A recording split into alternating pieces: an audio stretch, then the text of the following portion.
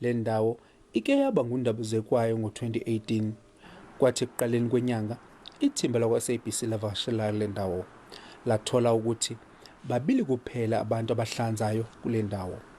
Iziguli zalapha zichitha usuku lonke zizizulela nje emagcekeni endawo, kanti iphunga lomchamo nalo lizakala ngisho usemakhishini.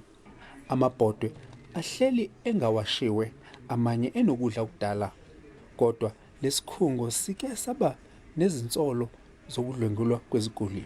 Eminyakeni emibili edlule, umndeni wesiguli ebese sichithe iminyaka eyishumi kule ndawo wabayisa enkantolo, kodwa leli cala ligcine lingaphumeleli.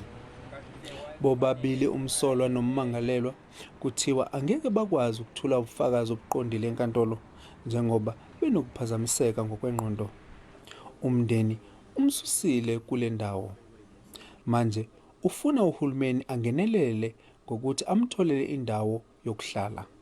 Engikudingayo ukuze ngithole ukuthula noxolo ukuthi umnyango wahulumeni umtholele indawo, ngisho noma ngabe i-private lo ndawo mengabe edimali azoyikhokhela ahlale endaweni ephephile, atholele i-medical aid futhi ngoba impilo yakhe imoshekile. Asakwazi ukuphila njengoba wehambela ekhaya ephila. Lo mndeni ukhathazekile ngendlela amacala abantu abaphazamisekile emqondweni abaphathwa ngayo.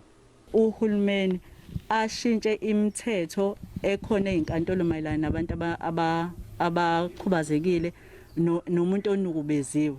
Abantu abanukubezwa ngokocansi bagcina begqilazekile ngoba amacala bakayindawo, ngoba lapho ufike uyibone ukuthi yaza ngisileke ekhanda mase kubuzwa imibuzo uhlukumezeke kakhulu usenkantolo.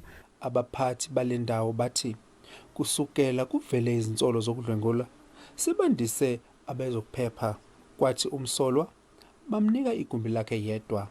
Zikhona-ke izinto esezenziwe indlela ezenziwe i-organization yokuthi ziqiniseke indlela ezibheka ngayo abantu. Kunama-securities ababhekayo abantu ahambahambayo, kodwa umuntu onjengalona bakhona abantu abaphonse iso kuyena, futhi nje usaba nanendlu yakhe yedwa yokuthi ahlale. Isikhungo sithi sizama ngokusemandleni ukulungisa izinto ebekukhalwa ngazo, kodwa umndeni wesiguli uthi ithemba lawo likuhulumeni. Mlondi Khatebe, SABC News, eThekwini.